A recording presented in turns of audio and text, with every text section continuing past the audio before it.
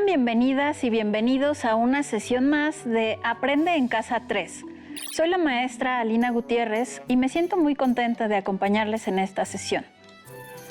Antes de iniciar, les exhorto a que sigan practicando las medidas de prevención, el lavado de manos con agua y jabón, por lo menos durante 20 segundos varias veces al día, mantener la sana distancia alejándose 1,5 metros de las demás personas, usar el cubrebocas correctamente, es decir, protegiendo nariz y boca, y realizar el estornudo de etiqueta.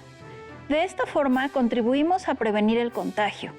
Como recordarán, durante la primavera de 1808 estalló una crisis política de gran envergadura en la monarquía española a raíz de la abdicación de los Borbones y el ascenso al trono del hermano de Napoleón Bonaparte, José I. El intempestivo cambio dinástico tuvo repercusiones en ambos lados del Atlántico.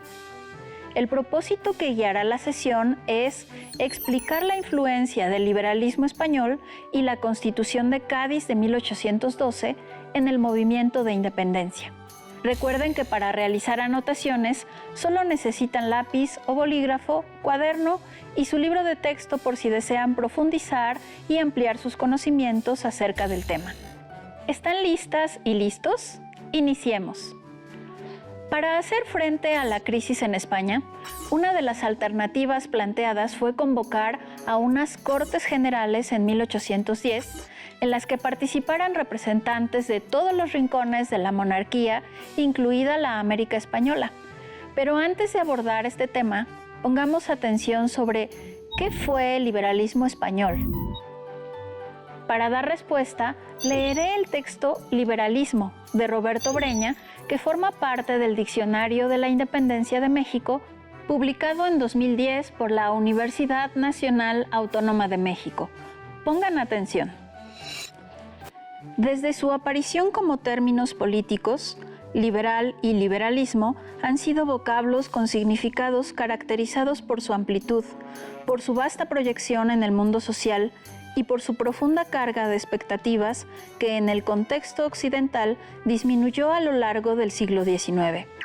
El término liberal surgió en la España peninsular para referirse a uno de los dos grupos políticos que se disputaron el poder en las Cortes de Cádiz 1810-1814, no así en América, en donde el vocablo nunca tuvo referentes de esta naturaleza durante el primer cuarto del siglo XIX. Los liberales, tanto peninsulares como americanos, propusieron y defendieron una serie de principios y políticas que estaban en las antípodas del antiguo régimen metropolitano. Contrariamente a lo que se planteó durante mucho tiempo, la mayoría de sus oponentes, los llamados serviles, no estaban en favor del inmovilismo, pero sí muy lejos de buscar una transformación política como la que implicaba el ideario liberal. ¿Cuál era ese ideario?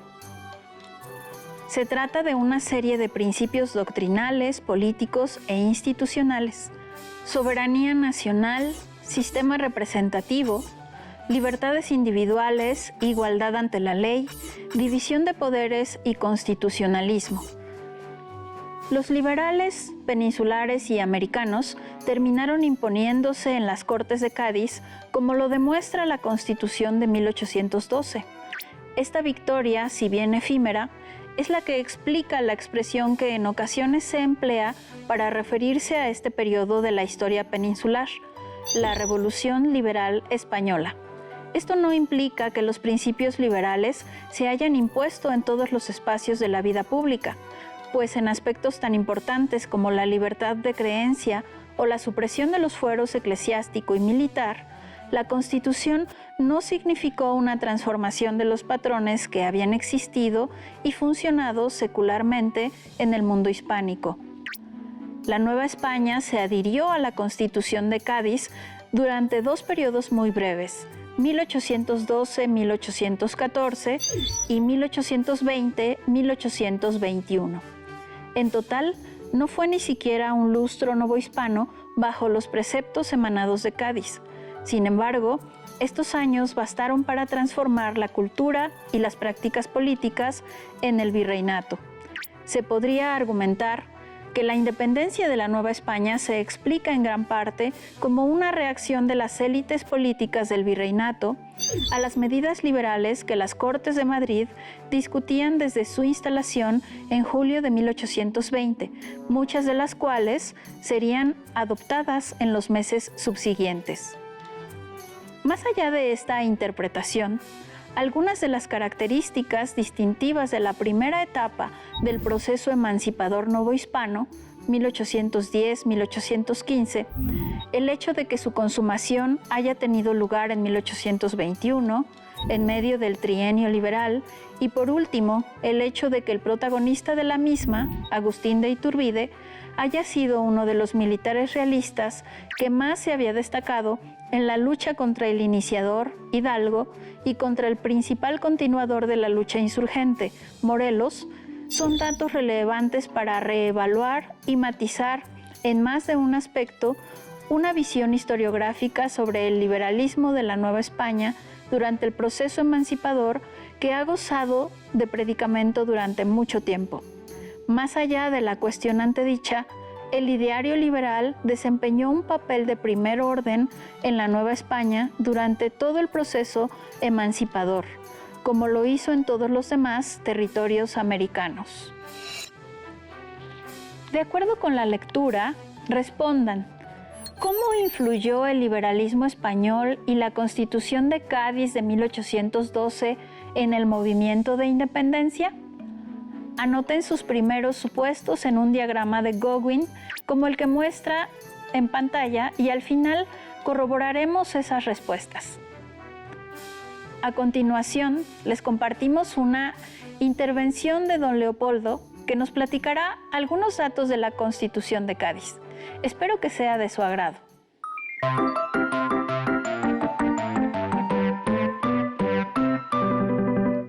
¡Hola, don Leopoldo!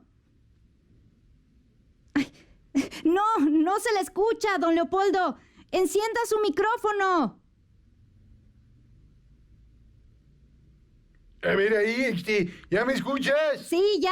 Sí, ¿me oyes bien? Muy bien, don Leopoldo. Ah, bueno, qué bárbaro. La tecnología y yo, hacemos chiras pelas. Nos la vivimos peleando, como criollos y gachupines. Bueno, ¿qué pasó, Carola? ¿En qué te puedo ayudar? Es que me dejaron una tarea sobre Ramos Arizpe y pensé que usted podría darme algo de información.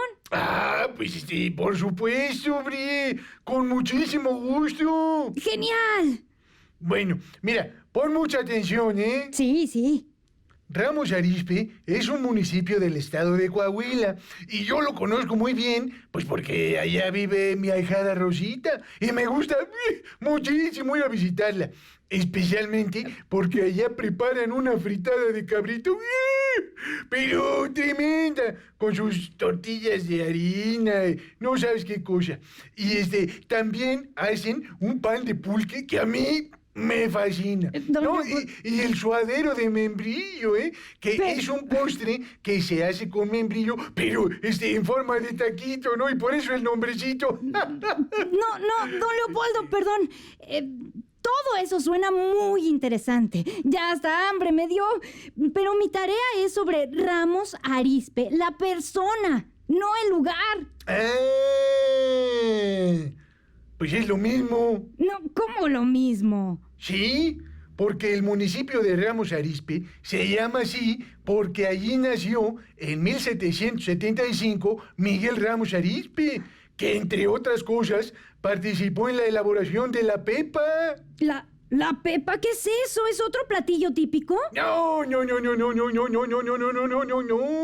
La pepa es el sobrenombre con el que popularmente se le conoce a la Constitución de Cádiz, la Constitución Española de 1812, promulgada el 19 de marzo de ese año, día de San José.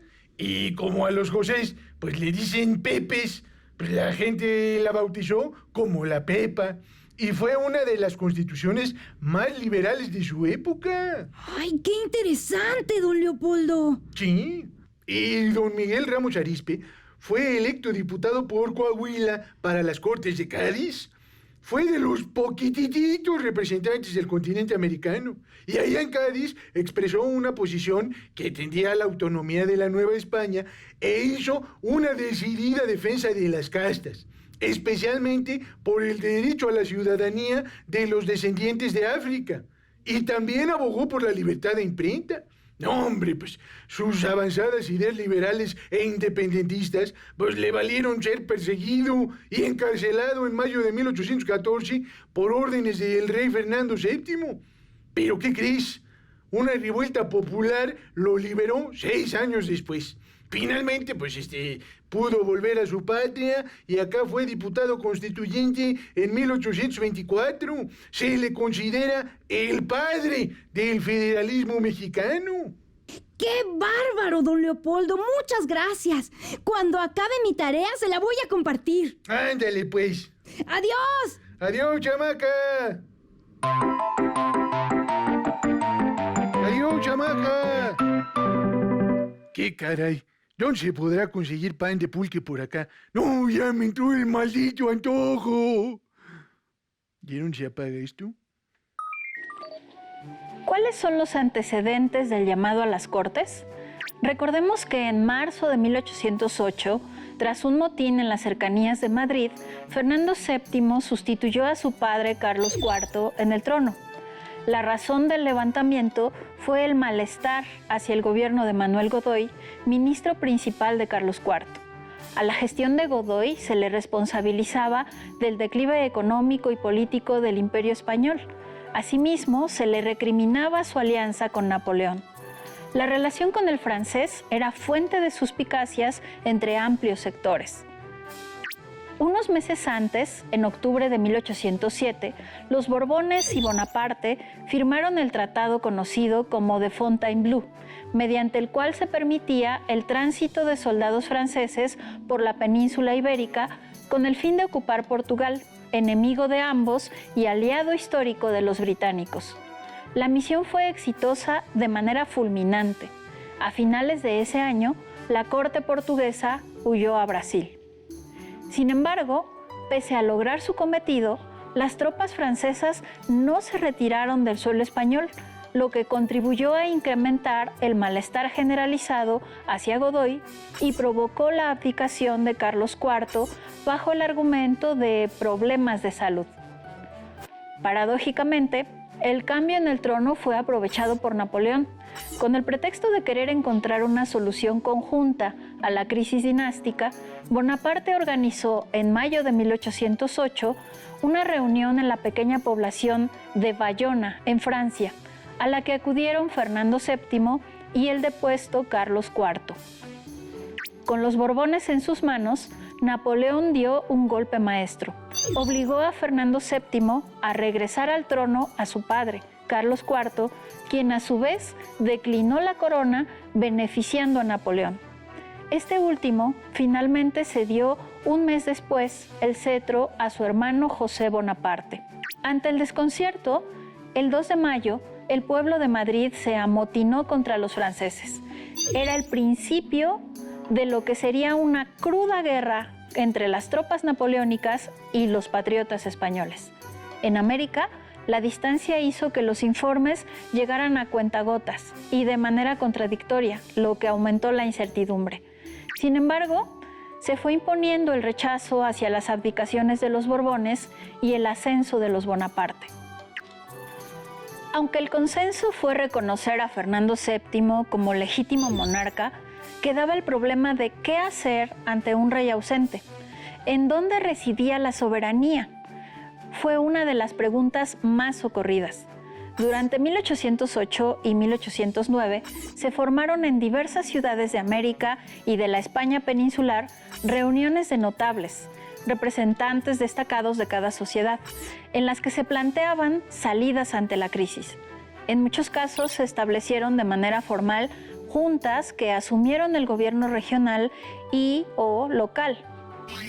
La Nueva España, con una economía exhausta por sufragar los gastos de la guerra en Europa, no fue ajena a esta movilización. Ante la crisis en la metrópoli, los criollos del Ayuntamiento de la Ciudad de México, con el apoyo del virrey Iturrigaray, plantearon la necesidad de conformar un gobierno autónomo para la Nueva España. El proyecto se vio frustrado por un golpe de Estado perpetrado por un grupo de peninsulares respaldado por la Real Audiencia. En otras ciudades se vivieron tensiones similares. En Zacatecas, por ejemplo, el ayuntamiento criollo se enfrentó a los ricos mineros peninsulares que se oponían a cualquier proyecto autonomista. Ante el auge del movimiento juntista desde la península, se vio con preocupación una eventual desintegración de la monarquía. De ahí que se estableciera una Junta Central Gubernativa en septiembre de 1808. El órgano contempló la presencia de diputados de los territorios americanos. Sin embargo, existió una desproporción en la representación. Mientras que las provincias peninsulares tendrían 36 diputados, para los virreinatos y capitanías americanas se contemplaron solamente 10 diputados. En el caso de la Nueva España, solo se le asignó espacio para un representante, mismo que fue electo en 1809. Esto solo incrementó el malestar entre los criollos de todo el continente. A comienzos de enero de 1810, la Junta Central decretó que se convocaran elecciones para unas Cortes Nacionales. Con esta medida, la Junta intentaba aumentar su legitimidad, así como encontrar una salida frente a la profunda crisis de la monarquía. A lo largo de ese año, estallaron movimientos insurgentes en distintas partes de América. Sin embargo, en casos como el de la Nueva España, se alcanzó a celebrar elecciones de diputados.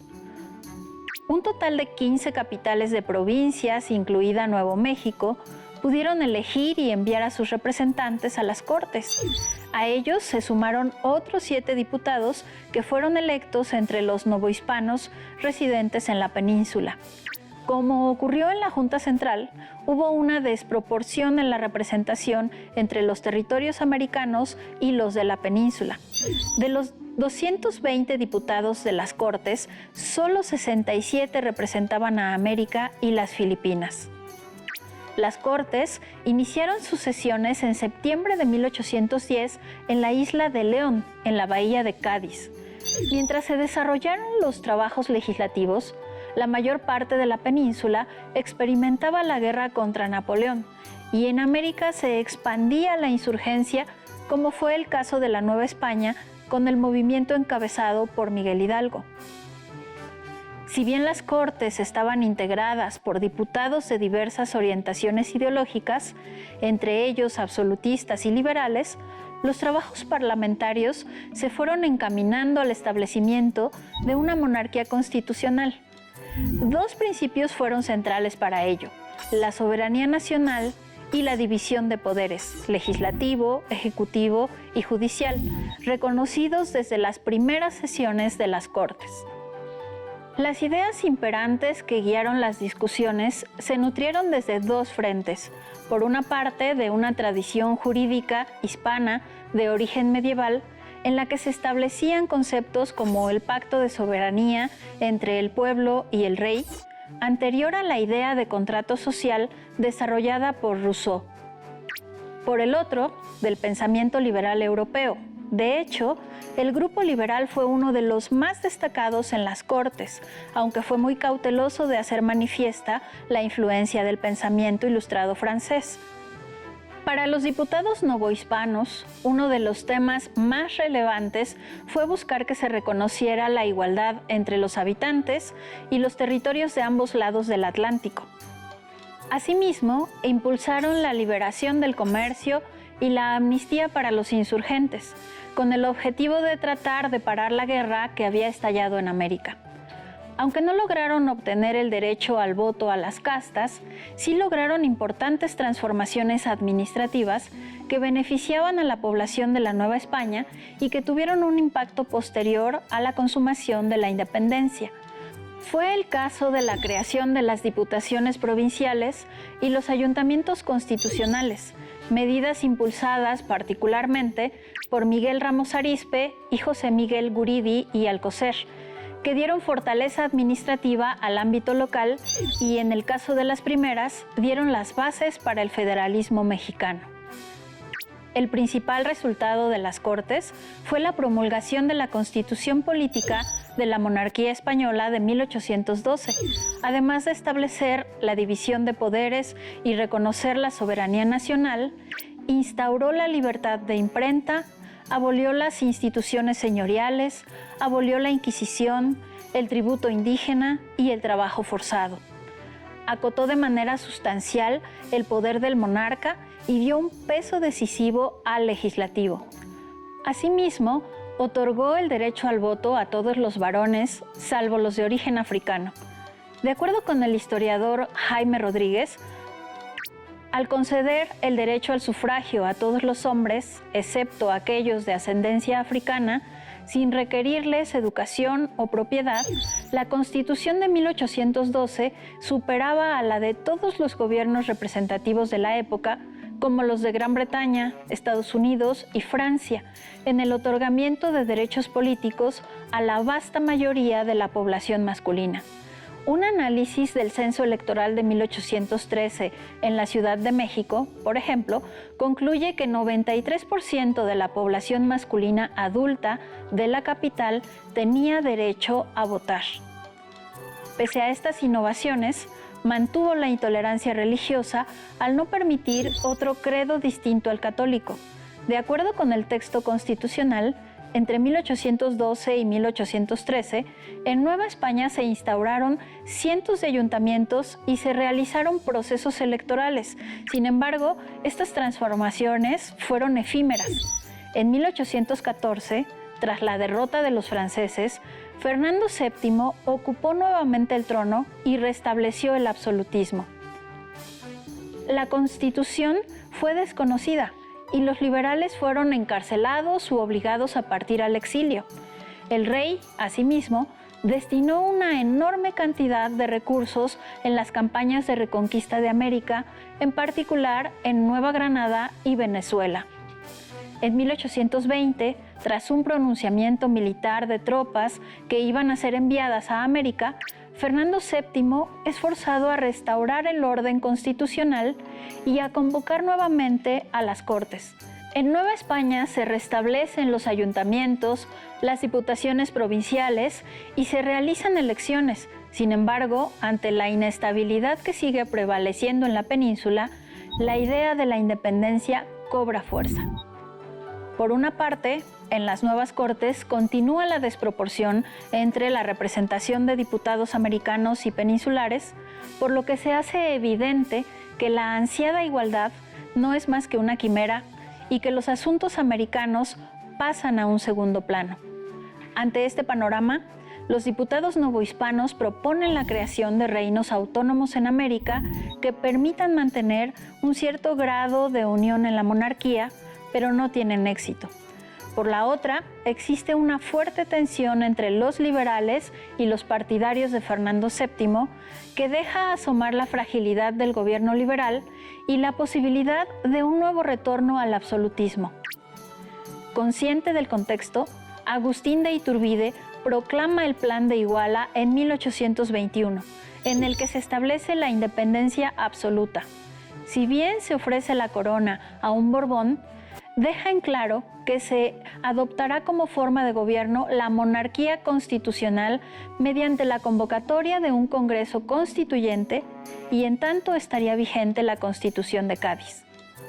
Al proclamarse la independencia en septiembre de 1821, precisamente la Constitución de Cádiz se convierte en el texto constitucional de la nueva nación. Estamos por concluir, pero antes de despedirnos, retomemos el diagrama de Gowin de inicio de la sesión. La pregunta central fue: ¿cómo influyó el liberalismo español y la Constitución de Cádiz de 1812 en el movimiento de independencia? En el espacio de los primeros supuestos, escribieron la información que ya conocían sobre el tema o lo que recuperaron de la lectura. Ahora es momento de anotar sus respuestas en el espacio de corroboración de supuestos, después de estudiar el tema en esta sesión. ¿Cómo les fue? ¿Sus respuestas son diferentes o se complementaron?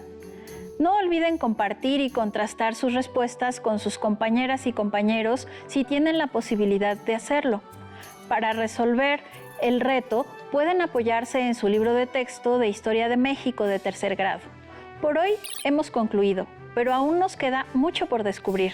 Así que nos vemos pronto, aquí en Aprende en Casa 3. Hasta la próxima.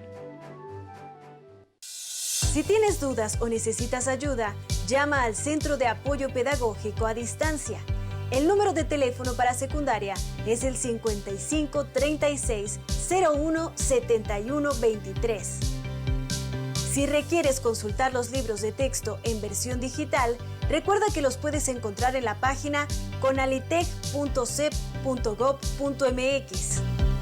Y recuerda que también cuentas con el sitio aprendeencasa.cep.gov.mx, en donde podrás ver nuevamente los videos de los programas y además encontrarás actividades para fortalecer tus aprendizajes. También te invitamos a que consultes la plataforma nuevaescuelamexicana.cep.gov.mx.